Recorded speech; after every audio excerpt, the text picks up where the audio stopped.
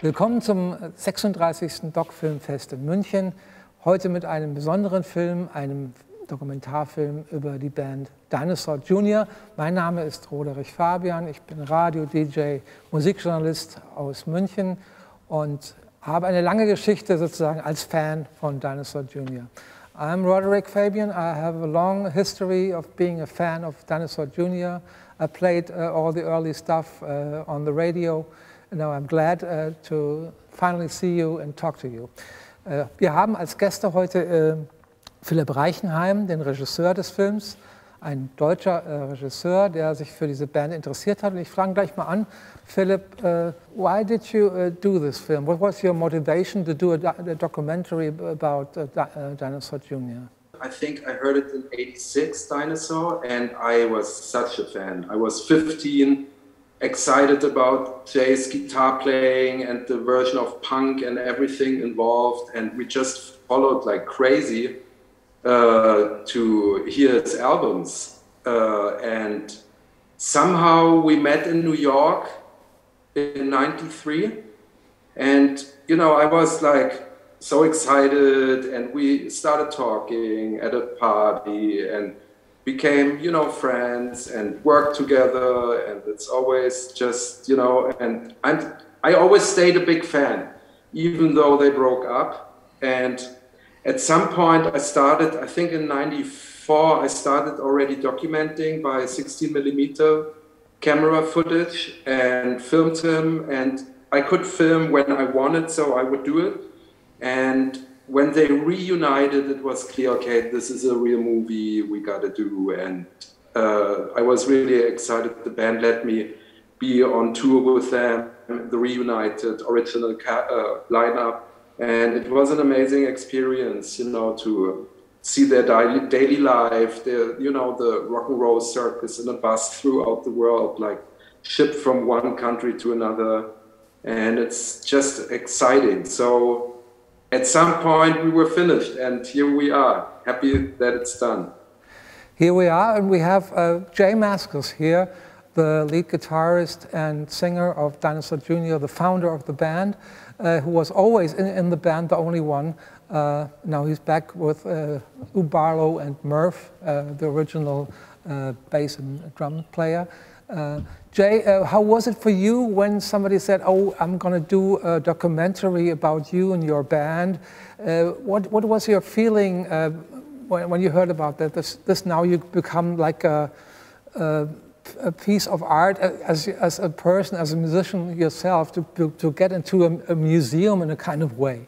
What did you think first when you heard that Philipp's going to do a documentary? Yeah, I mean, I love movies, so I thought it would be great to be in a movie, and I wasn't sure if it would ever get finished. It seemed more theoretical at the beginning, like, you know, Philipp is going to film a bunch of stuff, but I never saw an end in sight, I guess, so I'm glad that it's finally done. And what about the footage? Did you have all these ancient footage of the '80s, of the '90s? Who got that film material? No, I didn't have it. I don't know. I guess you'd have to ask Philipp. But I know people that collect a lot of it, and you know, we have fans. But I never had much of anything. Do you collect your memorabilia of the band at all? Just here and there. But not that intensely. I just try to keep stuff, and then it disappears, and I don't think about it much anymore. I have, you know, a lot of the albums. I guess I collect albums, so I have a place to keep them, but a lot of stuff kind of disappears after a while. Yes, I have to ask Philipp, how did you come? How hard was it to get the footage of the '80s and '90s of Dinosaur Jr.? It was like, first of all, I followed it and I knew a lot, but then, as Jay said, they're really collectors and people who did, you know, work on and film Dinosaur on a tour base, you know. So I was diving into this collector microcosmos and was really lucky to find amazing stuff. And for example, Lee Ronaldo of Sonic Youth, he supplied me with amazing tour footage of the first band tour with Sonic Youth and Dino in '86. So this is all really exciting, and the deeper you dived into it, the more you found, you know. So, and at some point, I had my own footage, you know, I could use. So it was a good combination. A lot of research and archival. There's one guy who is like really collector. He knows everything. He wrote everything by month, the tours, video footage. I got in contact with him. So it's in its own microcosmos, this like archival people. Mm-hmm. And it's very actual. I just heard the new Dinosaur Jr. album, which was released last week, and it's great. It's many songs have the same power as they have had in the 80s or the 90s. I wonder, because all those bands which you started off, Jay, they're gone. Like Black Flag is gone, the Minutemen are gone, the Meat Puppets are gone, all those early Husker Du are gone. What makes you keep on when you see that all the others have disappeared and stay to your sound? Do you care about this changing of the times, and what keeps you moving? You know, I don't have many other interests. I just like music, and, you know, we realized we have a good chemistry, the three of us, and, you know, there's an energy that's you can't replicate. So we, I guess we just realized that now and kind of try to keep the band going. And, you know, I mean, I guess we're still alive, so we're still, you know, into music, and we're just playing. We're not actually just not thinking about it much, just playing, you know. It's just like, I don't analyze it too much anymore, just do it. And do you think about changing the sound, because it sounds very authentic? And I thank God that Dinosaur is still here. Many of the new songs, they sound like FREAKSCENE from the early album, You're Living All Over Me. It's still the same sound and still fresh, and I wonder how does it do it? Because so many other bands, if you look at old bands like the Rolling Stones and stuff, they lost the touch. Do you keep up bringing up this power? I just wonder. I'm not sure. We just kind of do the same thing, you know. We just play together a certain way, and I'm still just writing songs and trying to entertain myself, trying to make music that I'd want to listen to. And I guess my tastes haven't changed that much over the years, so. And we just always have a certain sound when we play, even though we might think it's a lot different, you know, to other people. It all kind of sounds like the same, you know, the same personalities, I guess. But your life has changed too, I think. Most of them got older. You have different ways of living, family stuff. And like Murph is the only one who doesn't have a family, I think. Did that involve into your art in any sort of way? This changing of your life, getting older? Yeah, I guess we just maybe appreciate it more and want to keep it going, just because we realize we have something that's worth kind of saving. And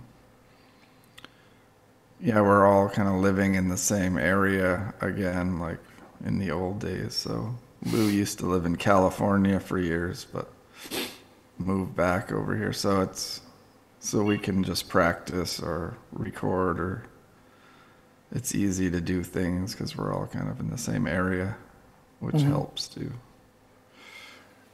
And the question to Philipp, What did you think about when you putting the film together to take the different parts of the history and your own feelings? Because when we started becoming fans of punk rock, we were different people, and we had a different attitude towards the world, and now we have learned many things that can't be changed.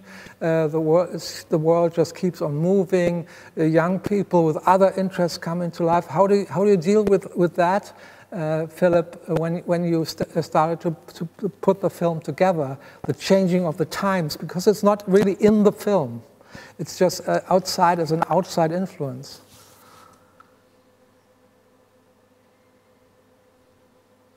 That's for sure a topic which was like a topic for the whole visual language in the film. So I think we start in the reality. We have a classic setup, like with having guests and stuff. Then we have this amazing old footage where you even can see from the structure, the surface of the video, that it must be 80s or something. Then we have the 90s. Then we have new camera technologies, which were consumer friendly and allowing me to make films and to archive it, you know. So, and I tried to visually always come across with the decade in that moment. So, but we always try to keep throughout the film that it has a, really colorful, psychedelic, noisy ground atmosphere, like as well with how certain moments look, to maybe even transport it to other generations, upcoming rock fans, who maybe don't know the band, or, who just probably, I always think that I'm coming from directing music videos, so music and visuals is for me a pattern and a path which belongs together. So I try to give the vibe into the decade which we were on in the film, probably. Mm-hmm. But you just mentioned it, it's still rock and roll, and I wonder sometimes as a radio DJ I still deal with a modern kind of music, and I see things are changing very much. It's like some much more women coming into the scene. It's much more people of color coming into the scene. And the music is changing, and rock and roll becomes some sort of part of the history, but it's not the thing anymore. What do you think, Jay? What do you think about this? The completely changing of the music scene right now, even in the underground. I just take it as it comes, and. Yeah, I'm just witnessing everything, but, I still like what I like and just kind of keep doing that. I think the movie also puts across, where we're coming from. It's like, it doesn't seem like an attitude that people have as much today. We weren't really, our goals were not that big, It was like, we want to be on SST Records so we can tour because all our idols are on that label, and so we achieved our goals really early, and then we didn't really have any goal after that, so it was kind of strange. We're still playing, but everyone seems so ambitious these days. I don't know. Yes. And it's true, like SST Records, I have to tell it to the audience, was the big independent label which was built by Greg Ginn and Chuck Dukowski from Black Flag. They brought it up in Los Angeles, and they took a lot of punk rock bands, but also like jazz, modern jazz freak out bands on this label. And they, I think they collapsed after a while because financially, because they put all the money that they made put back into the to the labels and other bands, and it was a completely non-profit thing. I think so. Was it like that, Jay? You better know it better. I think it was profit for Greg Ginn, but no one else, kind of. Yeah. Okay, Greg Ginn hat also profitiert, sagt er. They had a slogan, I remember in the late 80s, which was corporate rock sucks.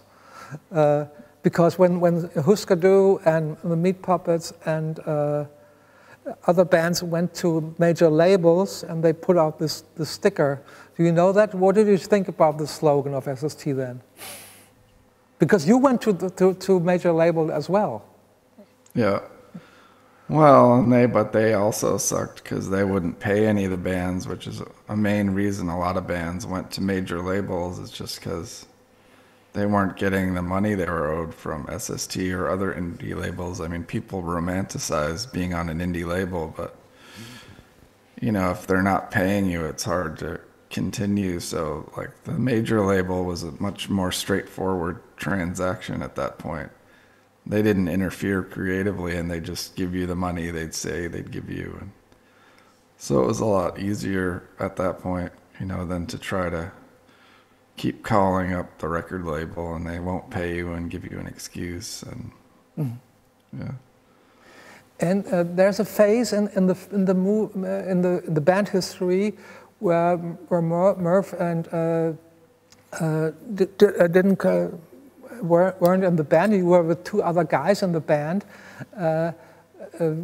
but this part of the band history, that's not so much in the film, right? Was it you didn't want that to have in this film, or was it Philipp's decision to do that, to spare this out a little bit? Yeah, I didn't make the movie. I'm just in the movie. Yes. You know. So, Yeah. so Philipp, can you tell me about it? Because there's not so much about this phase of the band in the film. Yeah, I think like I somehow came to the conclusion that the movie somehow is about, of course, Jay and the band, but as well about Lou, Jay, and Murph as individuals. And the more I, researched and the more I knew, I mean, I didn't knew all the facts and details Jay had during his career, you know, all the little major steps he did, you know, I didn't know that. But the more and more it came somehow clear that I somehow left Lou, Jay, and Murph as a red path together. So that's maybe why the years without them being together are, maybe not as detailed as the others. But I think from the importance of the albums, we of course celebrated all decade, all year, all albums in the film. So it was maybe a decision for the story to do it. And another question to you, Philipp. Why is it called FREAKSCENE? Because maybe it's the biggest hit of Dinosaur Jr.? There were many. I think I had like 5-6 titles for the film.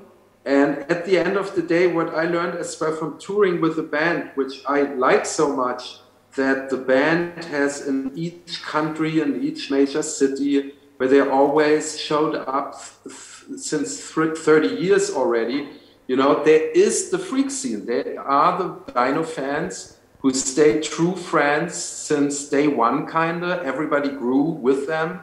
And I really like it because it's scenes where it's about the music. It's about music, rock and roll, going new ways, you know, so somehow the title sums it up pretty well. So that's why probably it's still stuck out of all the other titles. And I mean, okay, the title is still kind of a hit, but maybe that's all I thought it fits somehow. There was maybe 3 years of thinking behind it, and I always came back to it, and I always told Jay as well, hey, Jay, I don't know, man, what do you think? He was like, it's tough, like. And it was all right for you, Jay, this movie title? Or could you have? I guess it seems like the most obvious thing. I guess for people who don't know about us, I think maybe it's the easiest thing to, just that song or that saying, is very identified with the band. So I guess if you're thinking about people who have never seen the band watching the movie, I guess it fits. Do you still like the song? Do you still play it live? Yeah, we play it. I like it fine, yeah. Yeah, because some bands are bored of their old songs or old hits and stop playing that, but you still play it. Yeah. Yeah. Yeah, because I'm a music fan too, and I don't really like when bands don't play their songs that you want to hear, even though maybe I'd rather play another song I understand as a fan. You'd want to hear that song. Mm-hmm.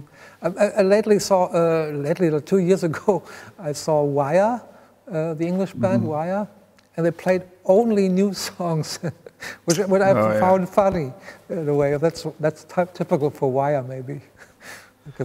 Yeah. But how was it? But I'm sure I'd rather hear, Pink Flag songs than songs if I was going to the show, But how is it for you now in the pandemic? Because you're just a great live musician, and the film shows me that you love to play live on stage. How do you deal with that, to stay at home all the time? Yeah, it's tough. I definitely haven't had a good time. It's just trying to make it through this whole pandemic, and I don't have any good answers. It's just every day just trying to get through it. Do you practice at home, or how do you still play on your guitar? Yeah, sure. I play every day, and we have been practicing because we've got some things to do. We've got a live stream next week, and then a few gigs at the end of May, and I've been doing a lot of interviews and stuff for the new album, so it's definitely more things are happening right now, so my days have a little more going on. How did you record the latest album? Just like before, like in the studio, all the three of you together in the studio? Yeah, it was mostly done before the pandemic, and then when it was locked down in March, I had to finish it by myself and, learn how to engineer a little bit, but I didn't have that much to do. Maybe 15% of the album or something I had to. And then, so it was all done by the end of April last year. Mm-hmm. So we've been kind of sitting on it, trying to figure out a good time to put it out. Mm-hmm. Are you vaccinated already? Yeah. Yeah? Yeah. We're still waiting here. Philip, are you vaccinated? No. No. But I'm not, but I have hopes that I go to a doctor and it happens quicker than... Yeah. Let's see. So we all hope it will pass, and I think I love the movie. I think it will bring some younger folks, Dinosaur Jr. to the attention of younger folks, which I think would be a good idea because they miss something if they don't know the band. But how is your audience? You still have younger people coming in the for the concerts and stuff? Yeah, which is cool because, a lot of my friends I know don't go to gigs much anymore. So if you don't get any new younger fans, then you don't have that many fans left, So it's good to see younger people coming. Yeah.